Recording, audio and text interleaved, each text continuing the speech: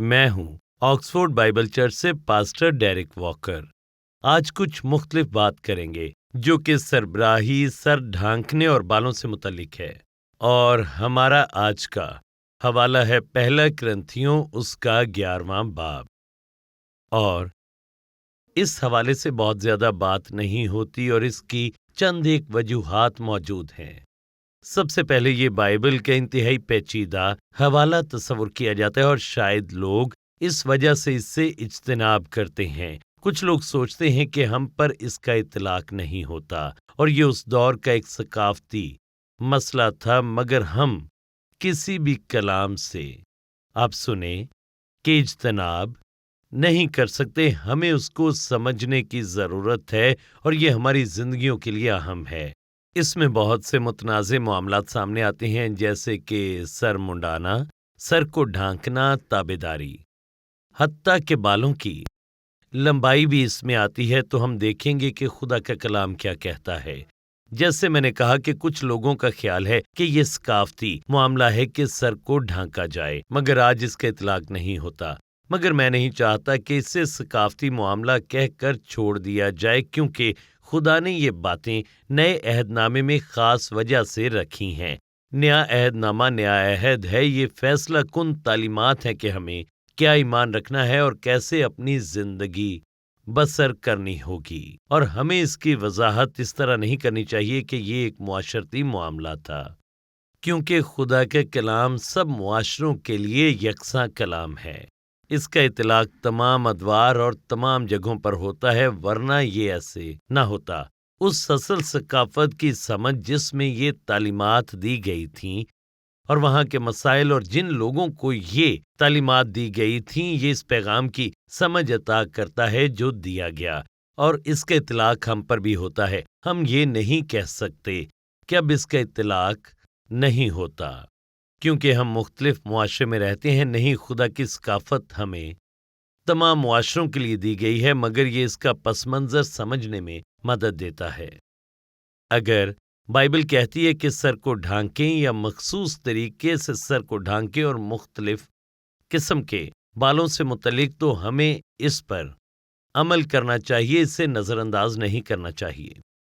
اس کی تصدیق پہلی آیت میں ہوتی ہے، پہلا کرنتھیوں 11واں باب اور اس کی پہلی آیت۔ پولس اپنے رسالتی اختیار کو دیکھتا ہے، وہ یہ نہیں کہتا کہ یہ میری رائے ہے، بلکہ وہ کہتا ہے کہ یہ خدا کا کلام ہے۔ تم میری مانند بنو جیسا میں مسیح کی مانند بنتا ہوں۔ وہ کہتا ہے میں مسیح کے اختیار میں ہوں اور میں تمہیں خدا کا کلام دے رہا ہوں۔ میں تمہاری تعریف کرتا ہوں کہ تم ہر بات میں مجھے یاد رکھتے ہو، اور جس طرح میں نے تمہیں روایتیں پہنچا دی تم اسی طرح ان کو برقرار رکھتے ہو۔ پولس رسول نے چند روایتیں دیں جنہیں ماننے کی ضرورت تھی۔ اس نے بطور رسول جو خداوند سے پائیں چند ہدایات اور تعلیمات، اور اب وہ آگے منتقل کرتا ہے۔ وہ بنیادی طور پر کہتا ہے کہ وہ اس حقیقت کو تسلیم کرتا ہے کہ وہ بطور رسول اس کے اختیار کو تسلیم کرتے ہیں، مگر کلیسیا میں ایک خاص مسئلہ چل رہا تھا، دوسری کلیسیاؤں کی طرح کرنتھیوں میں بھی، جہاں پر تقسیم بہت زیادہ تھی، خصوصاً یہودیوں اور یونانیوں کے درمیان۔ وہ مختلف پس منظر رکھتے تھے اور ان باتوں پر مختلف نظریات رکھتے تھے، اور وہ خصوصاً سر ڈھانکنے کے معاملے پر ایک دوسرے کے مد مقابل تھے کہ کیا خواتین کو سر ڈھانکنا چاہیے، کیا آدمیوں کو سر ڈھانکنا چاہیے جس طرح کے یہودی کپر سر پر پہنتے ہیں۔ تو ان حوالوں میں ایک الجھن ہے، کیونکہ یہ یہودیوں اور یونانیوں سے متعلق ہیں جو مختلف پس منظر، مختلف عقائد اور مختلف نظریات رکھتے تھے اور مختلف عمل کرتے تھے۔ تو وہ یہ نہیں کہتا کہ یہودی اس نقطے پر ٹھیک ہیں اور یونانی اس نقطے پر ٹھیک ہیں۔ اس کے لیے مختلف پس منظر سے آنے والی ذہنیت سے نمٹنا مشکل تھا، اس لیے یہ حوالے تھوڑے پیچیدہ ہیں۔ ہم انہیں آپ کے لیے آسان بنانے کی کوشش کرتے ہیں۔ تو اس معاملے کو حل کرنے کے لیے پولس پہلے اصول پر جاتا ہے، اور اس کی تعلیمات کسی مسئلے سے نمٹنے کی ایک شاندار مثال ہیں، کیونکہ وہ سیدھا عمل پر نہیں جاتا کہ تمہیں فلاں لباس پہننا ہے یا فلاں پہننا ہے۔ وہ پہلے اصول کی بات کرتا ہے، وہ انہیں اصول سے متعلق بتاتا ہے کہ کہاں یہودی صحیح ہیں اور کہاں یونانی غلط ہیں، وہ پہلے اصول پر آتا ہے اور پھر عمل پر، کہ کلیسیا میں نئے عہد نامے کی مشق کس طرح سے کرنی چاہیے۔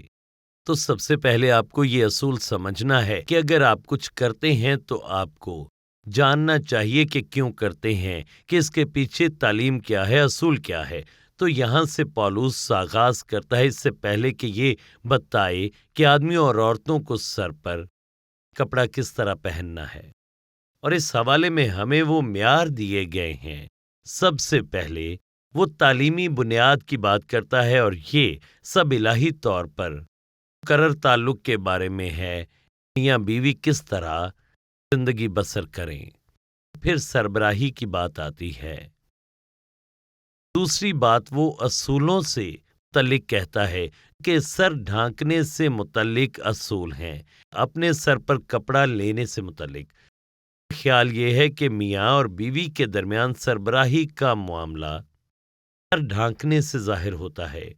پھر وہ ہمیں بتاتا ہے ہاں سر ڈھانکنا صحیح ہے، اور پھر یہ کہ اسے عمل میں کس طرح لایا جاتا ہے۔ عورت کو سر ڈھانکنے کے لیے کیا پہننا ہے تاکہ اپنی شادی میں اپنی تابعداری کا اظہار کر سکے۔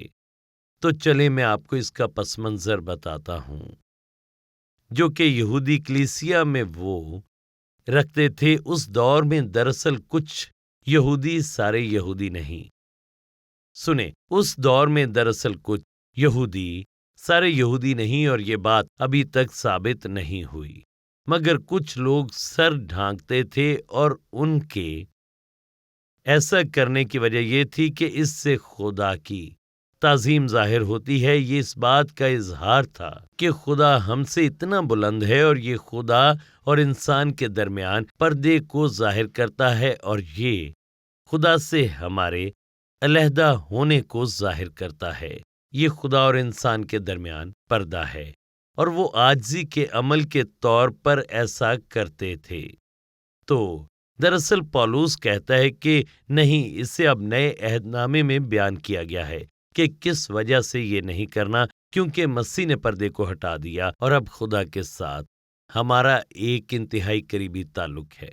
اور پھر تیسری صدی میں یہ مسیحی عمل میں آنے کے باعث یہودیوں نے خود کو اس سے الگ کرنے کے لیے اس کے برعکس کرنا شروع کیا۔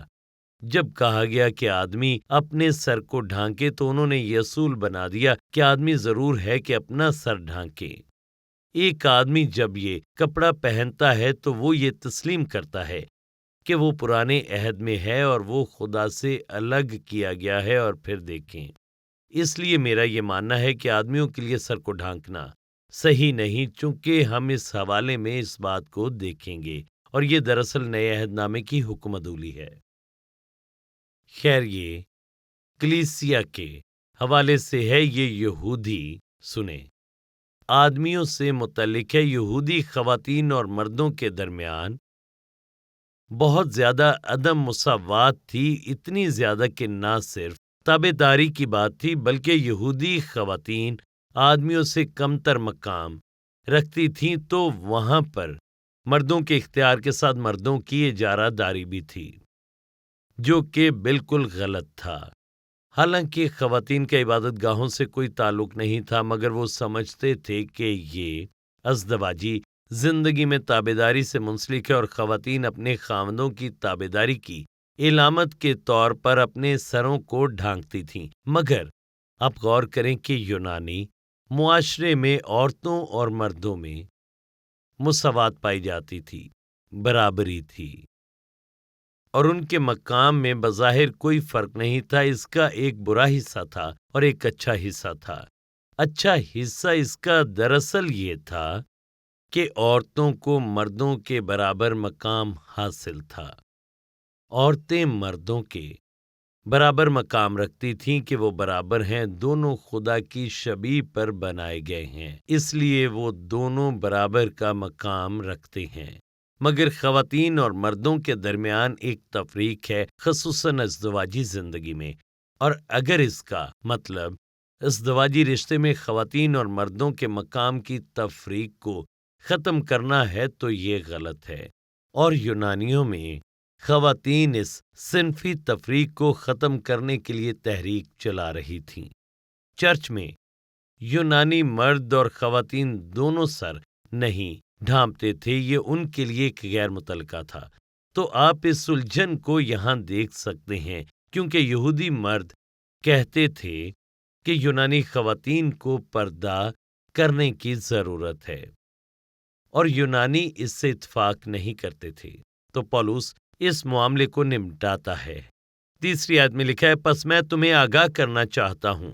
وہ یہاں تعلیمی بنیاد کی بات کرتا ہے کہ ہر مرد کا سر مسیح اور عورت کا سر مرد اور مسیح کا سر خدا ہے۔ تو سر ڈھانکنے کے پیچھے سارا معاملہ دراصل سربراہی کا تھا، اور یہ انتہائی اہم نظریہ ہے، اور یہ سربراہی کی 3 مثالیں موجود ہیں جنہیں میں آپ کو دکھاتا ہوں۔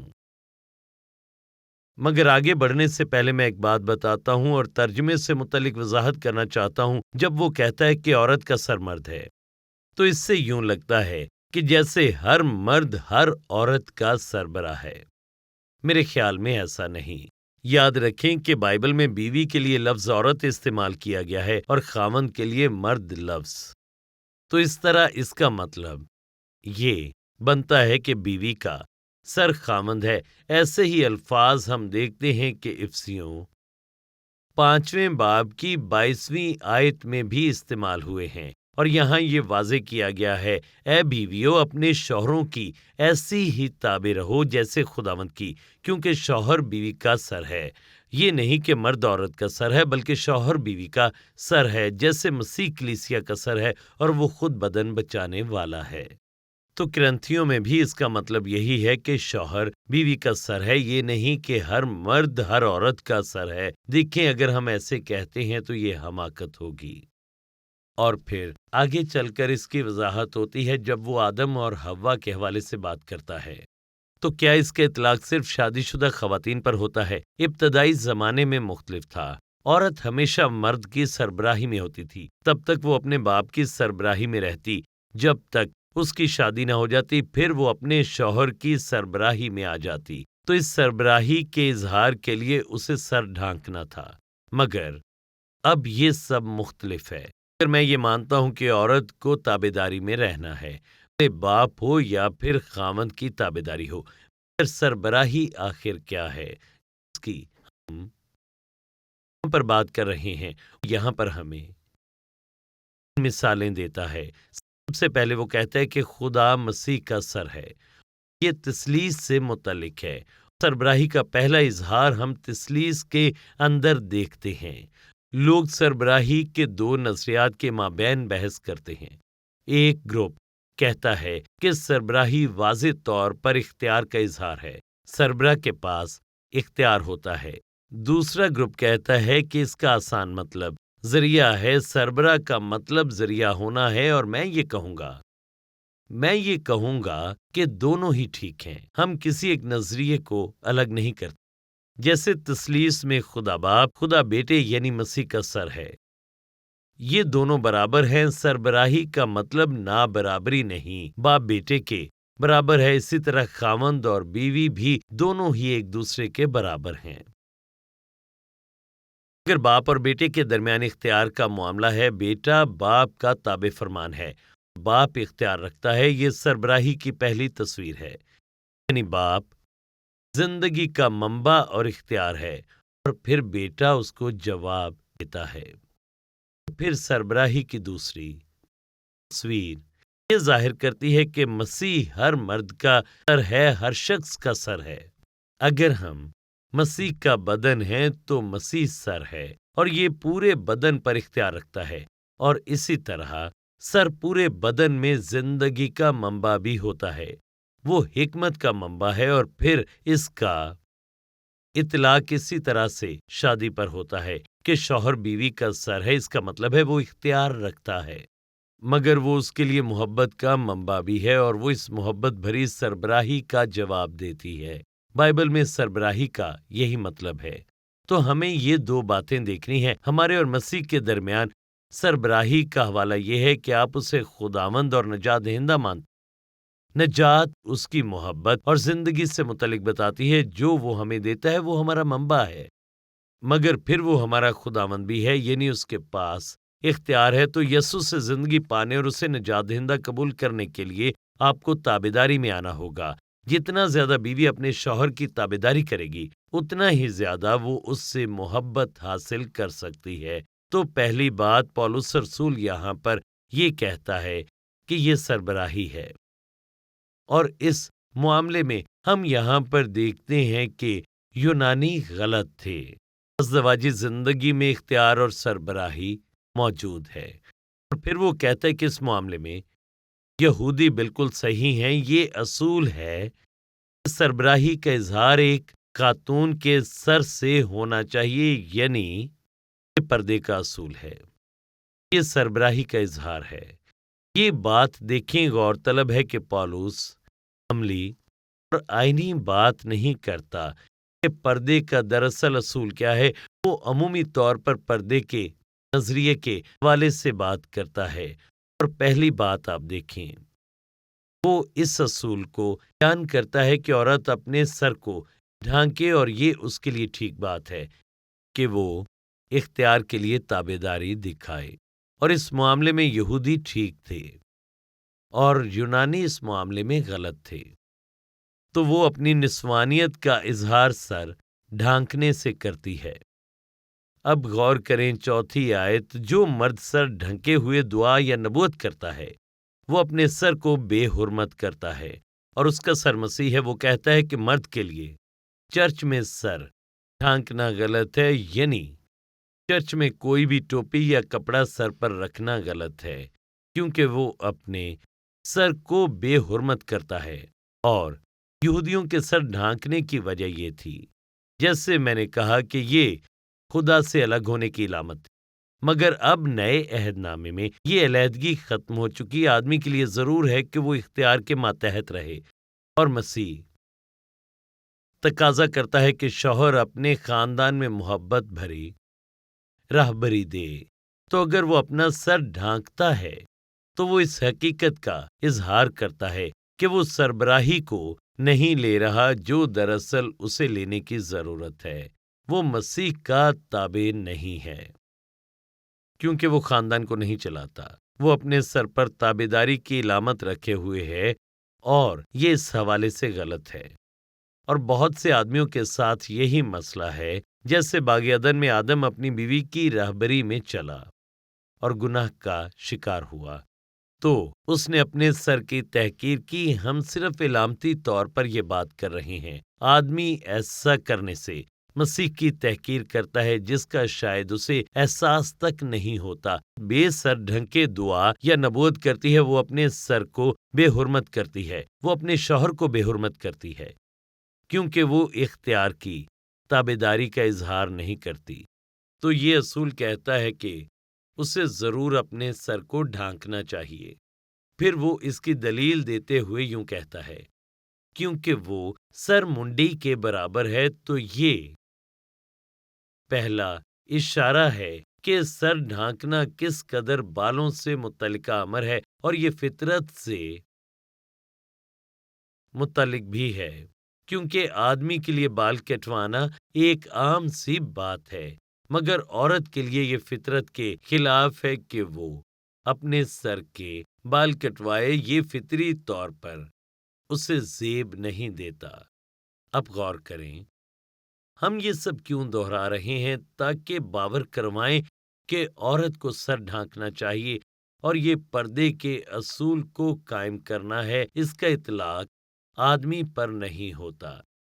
اگر عورت اوڑھنی نہ اوڑھے تو بال بھی کٹائے۔ اگر آپ کہتے ہیں کہ اسے سر ڈھانکنے کی ضرورت نہیں، تو بہتر ہے کہ وہ سر منڈی ہو، مگر ہم یہ جانتے ہیں کہ یہ غلط ہے۔ اگر عورت کا بال کٹانا یا سر منڈانا شرم کی بات ہے تو اوڑھنی اوڑھے۔ وہ کہتا ہے اگر یہ غلط ہے کہ وہ سر منڈائے، تو پھر وہ کہتا ہے کہ خدا کا تقاضا ہے کہ وہ اوڑھنی اوڑھے، اور اس معاملے میں یہودی صحیح تھے کہ عورت کا سر ڈھانکا ہونا چاہیے۔ 7ویں آیت، مرد کو اپنا سر ڈھانکنا نہ چاہیے، کیونکہ وہ خدا کی صورت اور اس کا جلال ہے۔ ایسا ہی عورت کے لیے ہے یہ کہ وہ خدا کی صورت اور جلال ہے۔ وہ کہتا ہے سر ڈھانکنے کی پوری وجہ یہ ہے کیونکہ نئے عہد نامے میں مرد ہو یا عورت خدا سے الگ نہیں تو دیکھیں یہ اس طرح سے غلط ہے، کیونکہ یہ ظاہر کرتا ہے کہ مسیح نے اس رکاوٹ کو ختم نہیں کیا جو انسان اور خدا کے درمیان تھی۔ ہم سب خدا کے ساتھ راست تعلق میں ہیں۔ تو کچھ یہودی اس نقطے پر غلط تھے جو آدمیوں کے سر ڈھانکنے پر زور دیتے تھے، اور اس عمل میں یونانی صحیح تھے۔ پھر لکھا ہے مگر عورت مرد کا جلال ہے، تو یہاں وہ کہتا ہے کہ مرد اور عورت میں فرق ہے کیونکہ عورت مرد کا جلال ہے، اور یہ ظاہر کرتا ہے کہ مرد سربراہ ہے، وہ منبع ہے، اور اسے عورت سے محبت رکھنی چاہیے، اور پھر وہ اس کی محبت کا جواب دیتی ہے۔ وہ اس کا جلال ہے جیسے چاند سورج کا جلال ہے۔ سورج چاند پر چمکتا ہے اور چاند اس کا جلال منعکس کرتا ہے، اور مرد ذمہ دار ہے کہ اسے محبت بھری سربراہی دے، اور پھر وہ اس کا جواب دے۔ تو یہاں پر سربراہی کا فرق ہے، اور وہ کہتا ہے کہ پردے کی تفریق سے ظاہر ہوتا ہے، اور اب وہ اس فرق کو یہاں پر بتاتا ہے، اس لیے کہ مرد عورت سے نہیں بلکہ عورت مرد سے ہے، یعنی آدم کو پہلے تخلیق کیا گیا، اور پیدائش کے حوالے کا وہ یہاں ذکر کرتا ہے کہ مرد پہلے تخلیق کیا گیا، اور یہاں پر وہ ازدواجی زندگی میں اختیار کو ظاہر کر رہا ہے، اور مرد عورت کے لیے نہیں بلکہ عورت مرد کے لیے پیدا ہوئی۔ وہ یہ نہیں کہتا یہ برابر نہیں، مگر ایک ترتیب ہے۔ پس عورت کو چاہیے کہ اپنے سر پر محکوم ہونے کی علامت رکھے، تو یہاں پر وہ کہتا ہے کہ عورت کو سر پر دوپٹہ لینا چاہیے تاکہ ظاہر ہو کہ وہ اختیار کے ماتحت ہے، اور پھر وہ عجیب بات کہتا ہے فرشتوں کے سبب سے، اور میرے خیال میں وہ کہتا ہے کہ فرشتے جماعت میں ٹھوکر کھاتے ہیں، کیونکہ لوسیفر، دیکھیں لوسیفر کا حقیقی گناہ دراصل بغاوت تھا۔ اس نے خدا کی مقررہ ترتیب کے خلاف بغاوت کی تھی، اور وہ اس اختیار کو خراب کرنا چاہتا تھا جو خدا رکھتا تھا۔ تو اگر چرچ میں بغاوت ہو تو یہ فرشتوں کو متاثر کرتی ہے۔ تو یہاں لکھا ہے کہ عورت اپنی نسوانیت قائم رکھے اور ازدواجی زندگی میں شوہر کی تابعداری کرنی چاہیے، اور اگر اس میں بغاوت ہوتی ہے تو اس سے فرشتے متاثر ہوتے ہیں۔ اور پھر وہ یہاں پر توازن قائم کرتا اور کہتا ہے کہ پہلی صدی کے یہودی اس نظریے کی پیروی نہ کریں کہ مرد عورت سے برتر ہے اور وہ عورت سے بڑا مقام رکھتا ہے۔ یہ غیر متوازی اور غلط ہے۔ مسیح نے عورت کو سر بلند کیا، اور پولس کہتا ہے کہ یہ دونوں برابر ہیں، اور اس معاملے میں یونانی لوگ صحیح تھے۔ مردوں اور عورتوں کی برابری کے حوالے سے پہلی صدی کے یہودی غلط تھے، تو بھی خداوند میں نہ عورت مرد کے بغیر ہے نہ مرد عورت کے بغیر، کیونکہ جیسے عورت مرد سے ہے ویسے ہی مرد عورت کے وسیلے سے ہے، مگر سب چیزیں خدا کی طرف سے ہیں۔ تو وہ مردوں اور عورتوں کے مابین برابری کو بیان کرتا ہے، مگر ان کے کردار میں فرق ہے اور اس کا اظہار ہونا چاہیے۔ پھر وہ کہتا ہے تم آپ ہی انصاف کرو کہ عورت کا بے سر ڈھکے خدا سے دعا کرنا مناسب ہے۔ پھر وہ کہتا ہے سر ڈھانکنا چاہیے، مگر اب وہ اسے عمل میں لاتا ہے۔ 14ویں آیت میں ہم اصول دیکھتے ہیں کہ اسے عمل میں کیسے لانا ہے، تو آپ اس پر غور کریں۔ نمبر 1 وہ کہتا ہے کیا تم کو طبعی طور پر بھی معلوم نہیں کہ اگر مرد لمبے بال رکھے تو اس کی بے حرمتی ہے؟ تو وہ یہاں کہتا ہے سنیں کہ بالوں اور پردے کا آپس میں تعلق ہے۔ تو وہ یہاں کہتا ہے اگر مرد لمبے بال رکھے یعنی وہ عورتوں کی طرح بال رکھے تو اس کی بے حرمتی ہے، اس میں نسوانیت نظر نہیں آنی چاہیے۔ اس میں واضح فرق ہونا چاہیے کہ ایک عورت کے بال کیسے ہوں اور مرد کے بال کیسے ہوں، اسے ایسا نہ لگے کہ شاید وہ عورت ہی ہے۔ یہ غلط ہے، کیونکہ عورت اپنے سر پر کپڑا رکھتی ہے، تو وہ ایسا نہ کرے، یہ غلط ہے۔ بالوں کے حوالے سے سنیں، واضح فرق موجود ہے۔ یہ معاشرتی اعتبار سے فرق ہوتا ہے کہ کتنے بال لمبے ہونے چاہیے اور کتنے نہیں ہونے چاہیے۔ مرد کو واضح طور پر مرد اور عورت کو واضح طور پر عورت نظر آنا چاہیے۔ اور پھر 15ویں آیت کلیدی آیت ہے، اور اگر عورت کے لمبے بال ہوں تو اس کی زینت یعنی اچھا ہے۔ بال اسے پردے کے لیے دیے گئے ہیں۔ اور یہ کلیدی آیت ہے کیونکہ یہاں لفظ پردہ سابقہ آیات سے مختلف بیان ہوا ہے۔ یہاں لفظ پردے کا مطلب ڈھانکا ہونا ہے۔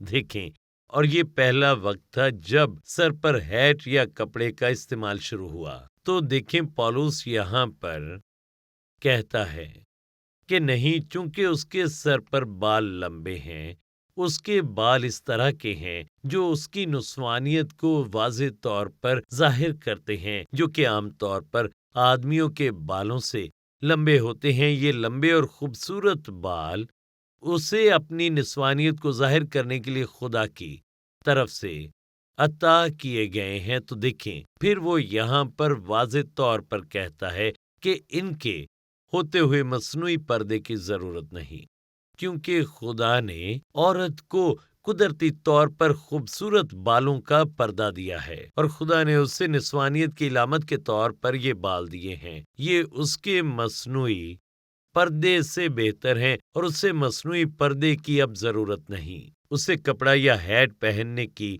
ضرورت نہیں۔ اگر وہ پہننا چاہتی ہے تو اچھی بات ہے، لیکن جب اس کے لمبے بال ہیں تو ٹھیک ہے۔ سنیں، لیکن اگر کسی وجہ سے اس کے بال چھوٹے ہیں تو اسے سر پر پردہ یا ہیٹ پہننا چاہیے، لیکن اگر اس کے بال لمبے اور نسوانی ہیں تو پھر یہ ٹھیک ہے، اور یہ پردے کا کام دیتے ہیں۔ وہ پردہ جو خدا نے دراصل اسے عطا کیا ہے، تو وہ اس معاملے کو نمٹاتا ہے اور یہ کہتے ہوئے ختم کرتا ہے، لیکن اگر کوئی حجتی نکلے تو یہ جان لے کہ یہ ہمارا دستور نہیں۔ تو دیکھیں، اگر کوئی اس پر مجبور کرتا ہے تو پولس کہتا ہے کہ ہمارا ایسا کوئی دستور نہیں جب تک اس کے نسوانی بال لمبے ہیں۔ وہ کہتا ہے کچھ معاملوں میں یونانی ٹھیک تھے اور کچھ معاملوں میں یہودی۔ یونانی اصولوں میں غلط تھے اور یہودی اصولوں میں ٹھیک تھے، جبکہ یونانی عمل میں ٹھیک تھے اور یہودی اپنے عمل میں غلط تھے۔ تو پولس اس معاملے کو نمٹاتا اور یہ گانگت لاتا ہے۔ سنیں، میں آپ کو اپنی نئی آنے والی سی ڈی سیریز سے متعلق بتانا چاہتا ہوں۔ یہ روح کے پھل پر 8 سیڈیز ہیں۔ اہم ہے کہ آپ کی زندگی میں روح کا پھل ہو، محبت، خوشی اور اطمینان۔ یہ سیریز آپ کو خدا کے کلام میں لے جائے گی اور خدا کا روح آپ کی رہنمائی کرے گا کہ یسوع کی مانند کیسے بنے۔ ہمیں دیکھنے کے لیے شکریہ۔ آپ مزید تعلیمات آکسفورڈ بائبل چرچ اور روکو چینل پر حاصل کر سکتے ہیں، اور ڈیرک واکر کے یوٹیوب چینل پر بھی۔ اور آپ ہمارے ساتھ اتوار کی عبادت میں بھی شامل ہو سکتے ہیں، صبح 11 بجے اور شام 6 بجے۔ چینی اسکول، ہیڈنگٹن، آکسفورڈ، OX3 7QH۔ آپ CDs، DVDs، کتابیں اور دوسری چیزیں آن لائن آرڈر کر سکتے ہیں www.oxfordbiblechurch.co.uk، اور کال بھی کر سکتے ہیں 018655 15086۔ Shekinah Bible Ministries were founded by Dr. Tahira Salim and Reverend Dr. Asher Salim on 27th October 1998.